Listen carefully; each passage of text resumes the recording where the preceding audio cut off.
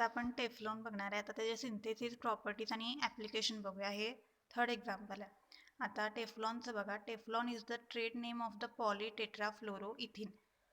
टेफ्लॉनचं नाव काय तर पॉली टेट्रा मीन्स काय 4, फ्लोरो इथिन म्हणजे इथिनचे जे 4 हायड्रोजन असतात ते कशानं सबस्टिट्यूट केलं तर फ्लोरीन या ॲटमनं, म्हणून त्याला काय म्हटले poly tetrafluoro इथिन. Discovered by Roy जे पुलकित डुपॉन्ट सायंटिस्ट इन 1938. म्हणजे या सायंटिस्टने हे काय केले डिस्कवर केलं. याला कॉमन नेम काय टेफ्लॉन आहे. मग it was form accidentally during compressing the tetrafluoroethylene gas at high pressure in a cylinder.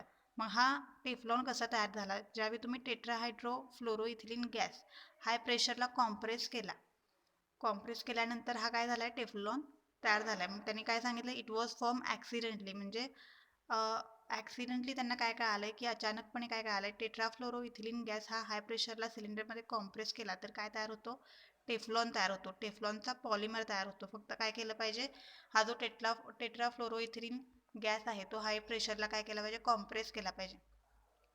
Compress करणे म्हणजे काय तर आकुंचन पावणे. It is prepared by vinyl polymerization of tetrafluoroethylene monomer in laboratory. मग हे कशापासून प्रिपेअर केलं जातं तर vinyl polymerization of tetrafluoroethylene monomer म्हणजे टेफ्लॉनमध्ये मोनोमर म्हणून काय यूज केला जातो तर टेट्राफ्लोरोइथिलीन मॉलिक्यूल हा मोनोमर म्हणून वापरला जातो. आता सिंथेसिस ऑफ टेफ्लॉन कसा बनवायचा बघा. Poly tetrafluoroethylene or Teflon is prepared by using suspension polymerization technique. Suspension polymerization टेक्निकचा यूज करून काय केलं जातं टेफ्लॉन तयार केला जातो.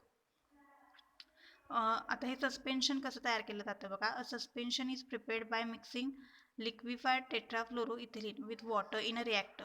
मग रिॲक्टरमध्ये तुम्हाला काय करायचं आहे वॉटर घ्यायचं आहे आणि त्या वॉटरमध्ये काय मिक्स करायचं आहे टेट्राफ्लोरोइथिलीन लिक्विड मिक्स करायचं आहे. मिक्स केल्यानंतर तुमचं काय होणार आहे सस्पेन्शन तयार होणार आहे. Polymerization reaction start by adding free radical initiator. मग तुमची पॉलिमरायझेशन रिॲक्शन स्टार्ट व्हायला कधी चालू होणार आहे ज्यावेळी तुम्ही फ्री रॅडिकल इनिशिएटर त्यामध्ये ॲड करणार आहे. मग फ्री रॅडिकल इनिशिएटर म्हणून तुम्ही कशाला ॲड करताय तर अमोनियम पर सल्फेट हा काय म्हणून ॲड होतोय तर फ्री रॅडिकल इनिशिएटर म्हणून ॲड करतोय. तो काय करतोय रिॲक्शन स्टार्ट व्हायला हे तुम्ही इनिशिएटर ॲड केल्यानंतर तुमची रिॲक्शन काय होते पॉलिमरायझेशनची स्टार्ट होते. मग तुमचं एक सस्पेन्शन तयार होणार आणि सस्पेन्शन नंतर तुम्ही हा फ्री रॅडिकल इनिशिएटर यामध्ये कोण वापरला आहे तर अमोनियम पर सल्फेट. अमोनियम पर सल्फेट सस्पेन्शनमध्ये ॲड केल्यानंतर तुमची पॉलिमरायझेशन रिॲक्शन काय होणार आहे स्टार्ट होणार आहे. मग ही रिॲक्शन कशी असणार आहे the reaction is fast and exothermic. Reaction खूप फास्ट असणार आहे आणि एक्झोथर्मिक असणार आहे म्हणजे यामध्ये हीट काय होणार आहे इव्हॉल्व होणार आहे तुमची. दस careful temperature control is needed. त्यामुळं टेम्परेचर कंट्रोल करून ही काय करायचे तुम्हाला पॉलिमरायझेशन रिॲक्शन परफॉर्म करायचे आहे. A white polymer obtain in the form of granules at the end.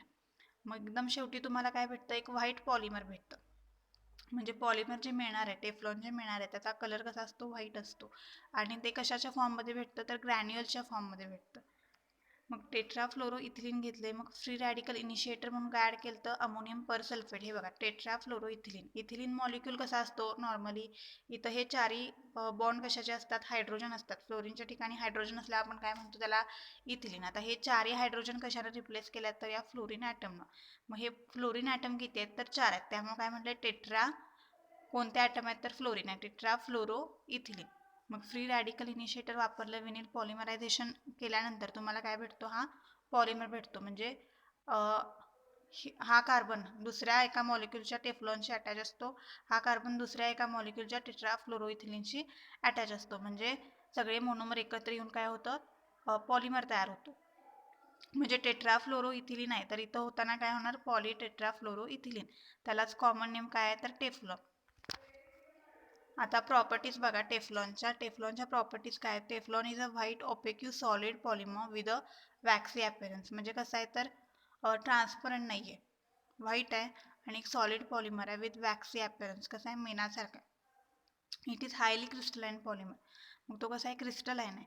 It shows very good resistance to all type of chemical. म्हणजे सगळ्या टाईपचे जे केमिकल्स असतील समजा ॲसिडिक बेसिक अल्कली कोणतेही असेल तर त्याला काय करतो रेजिस्ट करतो. But it is attacked by molten alkali metal. पण ह्याच्यावर कोण अटॅक करू शकतं जे मोल्टन अल्कली मेटल असतात ते. For example sodium. जर मोल्टन अल्कली मेटल असेल आणि फ्लोरीन गॅस असेल, त्याचा काय होणार, त्याच्यावर अटॅक होऊ शकतो, तो त्याला रेजिस्ट करू शकत नाही. Its melting temperature is about 327 degree Celsius. त्याचं मेल्टिंग टेम्परेचर किती आहे तर 327 डिग्री सेल्सिअस आहे. It exhibit a good thermal stability and excellent weather resistant. म्हणजे हाय टेम्परेचरला पण हे काय करतं, गुड थर्मल स्टॅबिलिटी आहे त्याची, रेजिस्ट करतं, आणि वेदरला पण ते काय करतं, रेजिस्ट करतं. It has a low glass transition temperature. म्हणजे ग्लासचं जे ट्रान्झिशन टेम्परेचर आहे ते कसं आहे तर कमी आहे. It is the polymer with the lowest coefficient of friction. म्हणजे त्याचा कोइफिशियंट आहे, म्हणजे फ्रिक्शन म्हणजे काय, घर्षण. मग त्या फ्रिक्शनचा जो तुमचा कोइफिशियंट आहे तो कसा आहे तर एकदम कमी आहे, लोएस्ट आहे. मग it has the property of self lubricating. तो काय करतो, सेल्फ ल्युब्रिकेट होतो. द ल्युब्रिकेशन आपण डिटेल बघणार आहे पुढच्या पॉईंटमध्ये. It is a tough and flexible polymer with a moderate tensile strength. हा कसा आहे, टफ आणि फ्लेक्झिबल आहे, म्हणजे एकदम कठीण आहे आणि लवचिक आहे, फ्लेक्झिबल आहे, विथ मॉडरेट टेन्साईल स्ट्रेंथ, आणि त्यांची स्ट्रेंथ पण कशी आहे, टेन्साईल आहे. Teflon is an outstanding electrical insulator. तो मोस्टली काय म्हणून यूज केला जातो तर इन्सुलेटर म्हणून यूज केला जातो. It is an excellent nonstick material. म्हणजे नॉनस्टिक मटेरियल म्हणून पण त्याचा यूज केला जातो. ॲप्लिकेशन बघा, used as a solid lubricant म्हणून यूज केला जातो. लॅबोरेटरी इक्विपमेंटमध्ये वापरले जातात. लॅबोरेटरीमध्ये जे साहित्य लागतं त्यासाठी. परत वायरचं कोटिंग जे असतं त्यामध्ये. परत प्रेशर गास्केट, वेगवेगळे प्रेशर गास्केट असतात, म्हणजे ज्या पाईप्स वगैरे असतात, प्रेशर गास्केट मॅन्युफॅक्चर करण्यासाठी काय केला जातो, टेफ्लॉनचा यूज केला जातो. Scratch resistance coating of car, म्हणजे कारला स्क्रॅच होऊ नये, मग स्क्रॅच रेजिस्टन्स कोटिंगमध्ये काय केला जातं, याचा यूज केला जातो. Non sticky coating of kitchen utensil. आता जी किचनमध्ये जी भांडी असतात, फॉर एक्झाम्पल पॅन म्हणा, कढई म्हणा, ते नॉन स्टिकी युटेन्सिलमध्ये काय केलं जातं, म्हणजे ते चिटकून बसत नाही, असं काय केलं जातं, त्यावरती कोटिंग केलं जातं टेफ्लॉनचं. हे कसं असतं, नॉनस्टिकी असतं. मग हे काय झालं, टेफ्लॉनचं ॲप्लिकेशन. आता बघा, synthesis properties and application of polystyrene. आता पॉलिस्टायरीन पण हा काय आहे, पॉलिमर आहे. मग पॉलिस्टायरीनचा शॉर्ट फॉर्म काय आहे, PS. PS is an important thermoplastic. मग हा काय आहे तर थर्मोप्लास्टिक आहे. It was accidentally discovered in 1839 by a German pharmacist. मग हा कोणी डिस्कवर केला आहे तर जर्मन फार्मासिस्टने. त्याचं नाव काय आहे, एड्युआर्ड सिमोन. ह्यानं काय केलं आहे, हा डिस्कवर केला आहे. Now it is a 4th largest polymer of the world by production volume. म्हणजे जगातला हा सगळ्यात 4थ्या नंबरला वापरला जाणारा पॉलिमर आहे. मोठ्या प्रमाणात हा वापरला जातो वर्ल्डमध्ये. आता प्रिपरेशन ऑफ स्टायरीन मोनोमर. आता स्टायरीनचा मोनोमर कसा तयार करायचा याचं प्रिपरेशन बघूया आपण. Styrene, polystyrene. स्टायरीन हा काय, मोनोमर. पॉलिस्टायरीन हा काय, पॉलिमर. मग commercially styrene is produced by. आता फॉर एक्झाम्पल आता आपल्याला स्टायरीन कसं तयार करायचं हे त्यांनी दाखवलं आधी. मग commercially styrene is produced by. हे स्टायरीनचं स्ट्रक्चर आहे काय, ही बेन्झिन रिंग आहे. हे 6 कार्बन असतात ॲक्च्युली. 6 कार्बनची ही क्लोज्ड रिंग असते, आणि इथं डबल बॉन्ड असतात, त्यामुळे जर सर्कल दाखवलं, याला बेन्झिन म्हणतात. बेन्झिनला कुठला मॉलिक्यूल त्यांनी अटॅच केला आहे तर इथिल मॉलिक्यूल. हे बघा, CH2 डबल बॉन्ड CH2 असतो. मग एक हायड्रोजन कशानं हे केलं आहे त्यांनी, एक कार्बन या बेन्झिन रिंगला अटॅच केला आहे, मग CH डबल बॉन्ड CH2. मग आता घेताना यांनी काय घेतलं आहे बघा, इथिल. CH2 CH3 याला काय म्हणतात, इथिल. आणि हा बेन्झिन, इथिल बेन्झिन. मग इथिल बेन्झिनला काय केलं आहे, 600 डिग्री सेल्सिअसला स्टीम केलं आहे, आणि Fe3O3 म्हणून काय केलं आहे, कॅटलिस्ट यूज केला आहे. म्हणजे एवढं त्याला हीट केलं आहे, आणि Fe3O3 कॅटलिस्ट यूज करून हे काय केलं आहे, ह्याला हिटिंग केलं. हिटिंग केल्यानंतर काय झालं आहे, इथला बॉन्ड काय झाला, एक हायड्रोजन रिमूव्ह झाला, आणि इथला एक हायड्रोजन गेला आहे बघा. CH3 मधला एक हायड्रोजन आणि CH2 कडचा एक हायड्रोजन रिमूव्ह झाला आहे. हे बघा, H2 गॅसियस म्हणून रिमूव्ह झाला आहे. मग काय राहिलं, CH डबल बॉन्ड CH2 फक्त तिथे राहिला, आणि हे बेन्झिन रिंगला अटॅच आहे. त्याची पण फेस काय, गॅसियस आहे. मग हा काय तुमचा स्टायरीन आहे. अशा पद्धतीनं स्टायरीन तयार होतं बघा. Commercially styrene is produced by direct dehydrogenation of ethyl benzene. Dehydrogenation म्हणजे काय तर रिमूव्हल ऑफ हायड्रोजन. यातनं काय रिमूव्ह झालं तर हे हायड्रोजन रिमूव्ह झालं, त्याला काय म्हटलंय, डिहायड्रोजिनेशन. मग कुणाचं डिहायड्रोजिनेशन केलंय तर ह्याचं नाव काय आहे तर ethyl benzene. Dehydrogenation of ethyl benzene. म्हणजे स्टायरीन तुम्हाला कधी भेटतं, इथिल बेन्झीनचं डिहायड्रोजनेशन केल्यानंतर, म्हणजे इथिल बेन्झीनमधून हायड्रोजन रिमूव्ह केल्यानंतर तुम्हाला काय भेटतं, स्टायरीन भेटतं. मग this reaction is carried out in the vapour phase. मग ही रिॲक्शन कशामध्ये कॅरी केली जाते, तर व्हेपर ज्या वाफा असतात त्यामध्ये, vapour phase with steam, wafer phase with steam in presence of iron oxide catalyst. Catalyst म्हणून काय वापरला आहे, आयर्न ऑक्साईड. बघा आयर्न ऑक्साईड कसा आहे, Fe3OC हा कॅटलिस्ट म्हणून यूज केला.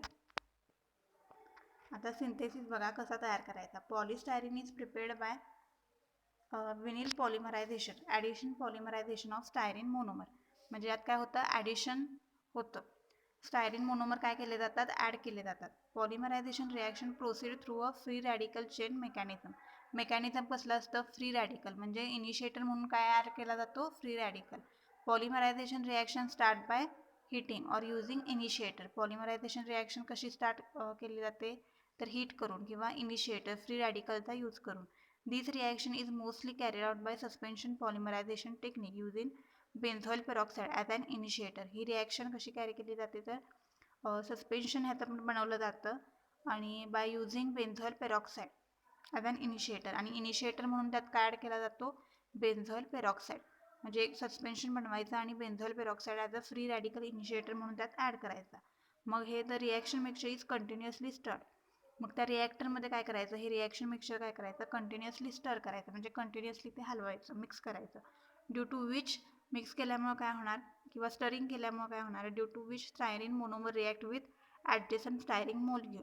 म्हणजे तुमचा एक स्टायरीनचा जो मॉलिक्यूल आहे, म्हणजे मोनोमर आहे, तो दुसऱ्या स्टायरीनच्या मोनोमर बरोबर काय होणार, रिॲक्ट होणार. म्हणजे जो त्याला ॲडजेसंट, म्हणजे त्याला लागून जो स्टायरीन मोनोमर असणार आहे किंवा स्टायरीन मॉलिक्यूल असणार आहे त्याच्याशी रिॲक्ट होणार आणि काय तयार होणार, तर होमोपॉलिमर तयार होणार. The reaction mixture is continuously stirred due to which the styrene monomer react with the adjacent styrene molecule to form a homopolymer that is a polystyrene. म्हणजे जो तुमचा ॲडजेसंट स्टायरीन मोनोमर आहे त्याबरोबर तुम्ही ज्यावेळी स्टर करता त्यावेळी ते मोनोमर एकमेकांबरोबर काय होतात, रिॲक्ट होतात आणि पॉलिस्टायरीन तयार होतो. मग हा तुमचा स्टायरीन घेतला आहे, एन नंबर ऑफ स्टायरीन घेतलं आहे, त्याला हीट केलं आहे. फ्री रॅडिकल म्हणून काय, इनिशिएटर म्हणून काय ॲड केला आहे, तर बेन्झॉइल पेरॉक्साईड ॲड केला आहे. मग ॲडिशन पॉलिमरायझेशन ही रिॲक्शन आहे. ॲडिशन केल्यानंतर काय झालं आहे बघा, ही एक बेन्झिन रिंग आणि हा तुमचा CH2. मग हा स्टायरीन दुसऱ्या मॉलिक्यूलच्या स्टायरीनशी अटॅच आहे. मग दुसऱ्या मॉलिक्यूलच्या स्टायरीनशी अटॅच होताना ह्या कार्बननं कशाशी बॉन्ड फॉर्म केला आहे, दुसऱ्या मॉलिक्यूलच्या कार्बनशी. CH2CH आणि ही बेन्झिन रिंग, ही तुमचा पॉलिस्टायरीन. आणि ब्रॅकेट कंप्लीट करून इथं एन द्यायचं. मग हा तुमचा पॉलिस्टायरीन सिंथेसाइज झाला. आता ही त्याच्या प्रॉपर्टीज आहेत बघा. It has very good optical clarity due to the lack of the crystallinity. म्हणजे याची क्लॅरिटी कशी आहे, तर चांगली आहे. क्रिस्टॅलिनिटी काय आहे, कमी आहे. म्हणजे हे क्रिस्टल स्ट्रक्चर नसतात ह्याचे, त्यामुळे हे काय आहे, त्याची ऑप्टिकल क्लॅरिटी चांगली आहे. Polystyrene shows very good chemical resistance to diluted acid and bases. Polystyrene काय दाखवतात, ॲसिड आणि बेसिसला, डायल्यूट ॲसिड जे बेसिस असतात त्यांना काय करतात, त्यांना रेजिस्ट करण्याचं काम करतात. फॉर एक्झाम्पल डायल्यूट HCl असेल, डायल्यूट H2SO4 असेल, तर ह्याच्यावर काय होत नाही, काही परिणाम होत नाही. मग it is a low cost polymer. मग ह्याची किंमत पण कशी असते, कमी असते. It is a viscous liquid about it's glass transition temperature. हे कसं आहे, तर विस्कस लिक्विड आहे. दस it can be easily moulded. म्हणजे ॲक्च्युली हे कसं आहे, तर थर्मोप्लास्टिक आहे. मग थर्मोप्लास्टिक कसे असतात, हीट केल्यानंतर आपण पाहिजे त्या तिथे काय करू शकतो, त्याचे मोल्ड्स बनवू शकतो, पाहिजे तसे मोल्ड्स बनवू शकतो. Thus it can be easily moulded into desired shape. म्हणजे आपण ते मोल्ड्स बनवून परत आणखी तयार करू शकतो. परत आपल्याला म्हणजे रिगेन अँड रिशेप, हीट करून आपल्याला पाहिजे तसं परत काय करू शकतो, शेप देऊ शकतो, रिशेप करू शकतो याला. आणि काय, हा एक्सलंट इन्सुलेटर आहेच पॉलिस्टायरीन, तुम्हाला माहीत आहे. आणि बघा, it is a clear amorphous non polar commercial thermoplastic polymer. हा कसा आहे, क्लिअर आहे, ॲमॉर्फस आहे. ॲमॉर्फस म्हणजे काय, तर पावडर लाईक. आपली पिठी साखर कशी असते, ती कशी असते, किंवा पीठ म्हणा का, ते कसं असतं, एकदम त्याला कण असतात का, असे क्रिस्टल असतात का, आपली शुगर कशी असते बघा, त्याला कसे क्रिस्टल असतात, तसे क्रिस्टल नेचर असतं का, नाही. तर ॲमॉर्फस म्हणजे असं पिठासारखं असतं. नॉन पोलर आहे आणि कमर्शियल थर्मोप्लास्टिक पॉलिमर आहे. आता त्याचे लिमिटेशन काय आहेत बघा. It can be attacked by a non polar hydrocarbon solvent. म्हणजे ह्याच्यावर कोण अटॅक करू शकतं, तर नॉन पोलर हायड्रोकार्बन जे सॉल्व्हंट आहेत, for example benzene. Non polar म्हणजे काय की ज्याच्यावर पार्शियल चार्ज येत नाहीत, पॉझिटिव्ह निगेटिव्ह चार्ज नसतो. म्हणजे जे नॉन पोलर असतात ते काय करू शकतात, ह्याच्यावर अटॅक करू शकतात. It has a poor oxygen and UV resistance. त्याकडे काय असतो, पुअर ऑक्सिजन असतो आणि UV म्हणजे जे अल्ट्राव्हायोलेट रेज असतात त्यांना पण तो काय करतो, कमी प्रकारे काय करतो, रेजिस्ट करतो. It has a poor impact strength due to the brittleness of the polymer backbone. मग ह्याची स्ट्रेंथ कशी असते, पुअर असते, कारण का त्याचं नेचर कसं असतं, ब्रिटल असतं. मग ठिसूळ असल्यामुळं काय असतं, त्याचा बॅकबोनच काय असतो, ब्रिटल असतो. त्यामुळं त्याची स्ट्रेंथ कशी असते, पुअर असते. मग अंडर द ग्लास ट्रान्झिशन टेम्परेचरमध्ये काय असतं, pure polymer has a very limited application. Glass transition टेम्परेचरमध्ये प्युअर पॉलिमर जे असतात त्याला काय असतात, लिमिटेड ॲप्लिकेशन असतात. म्हणजे तुम्ही ठराविक पॉलिमर असा लिमिटेडच त्याचा यूज करू शकता. Due to a low impact strength, त्यांची स्ट्रेंथ कशी असते, लो असते. त्यामुळे तुम्ही काय करू शकता, एक ठराविक लिमिटपर्यंतच काय करू शकता, त्याचा आपण यूज करू शकतो. हे काय झालं, त्याचं लिमिटेशन झालं. आता ॲप्लिकेशन बघा. Polystyrene is a versatile polymer. मग it is used to make a wide range of consumer product. म्हणजे वेगवेगळे कन्झ्युमर प्रोडक्ट काय केले जातात, तयार केले जातात. Following are some important uses of polystyrene. आता पॉलिस्टायरीनचे युजेस बघा. ऑटोमोटिव्स, होम अप्लायन्सेस आणि इलेक्ट्रॉनिक. ऑटोमोटिव्समध्ये काय होतं, polystyrene is used in the manufacture of various automobile part such as knobs, panel, door panels, mudguards etcetera. म्हणजे गाडीचे जे वेगवेगळे पार्ट्स आहेत ते बनवायला काय केलं जातं, ह्याचा यूज केला जातो. आता होम अप्लायन्सेस बघा. Housing of the home appliances such as refrigerator, air conditioner, vacuum cleaner, microwave oven. म्हणजे जे तुमचे ही जी उपकरणं आहेत वेगवेगळी, त्यामध्ये काय केलं जातं, ह्याचा यूज केला जातो. Etcetera often made of polystyrene. मग आता इलेक्ट्रॉनिक्समध्ये बघा. Housing and other parts for television and computers are made up of polystyrene. म्हणजे वेगवेगळे जे कम्प्युटरचे पार्ट आहेत, तुम्ही घरी वापरले जाणारे जे इलेक्ट्रॉनिक्स आहेत, त्यामध्ये काय केला जातो, पॉलिस्टायरीनचा यूज केला जातो. Insulation. Polystyrene foam is used as a thermal insulator in many application. वेगवेगळ्या ॲप्लिकेशनमध्ये काय केलं जातं, पॉलिस्टायरीन फोम हा यूज केला जातो. आता मेडिकल बघा. Polystyrene is used for a wide range of the medical applications such as a housing for test kit, tissue culture plates, diagnostic component, test tube, petri dishes etc. म्हणजे ॲप्लिकेशनमध्ये पण वेगवेगळे जे medical application असतात किंवा diagnostic म्हणजे syringe म्हणा, काही म्हणा, त्यामध्ये पण काय केलं जातं, टेस्ट ट्यूब असतात, पेट्री डिश असतात. आपण टेस्ट ट्यूब बघितलेली पहिल्या प्रॅक्टिकलला, त्यामध्ये काय केलं जातं, पॉलिस्टायरीनचा यूज केला जातो. आता packaging. Polystyrene is also used in the manufacturing of various packaging goods such as the CD and DVD cases, food packaging, poultry trays, egg carton. Food पॅकेजिंगमध्ये पोल्ट्रीची अंडे ठेवायचे ट्रे असतात बघा, त्यामध्ये. परत CD आणि DVD पॅकेजिंगमध्ये काय केलं जातं, पॉलिइथिलीनचा यूज केला जातो. पॉलिस्टायरीन हे काय केलं जातं, एग्जमध्ये, कार्टूनमध्ये, अशा वेगळ्या ह्याच्यामध्ये काय केलं जातं, पॅकेजिंगसाठी हे यूज केलं जातं. कळालं, हे त्याचे काय झाले ॲप्लिकेशन.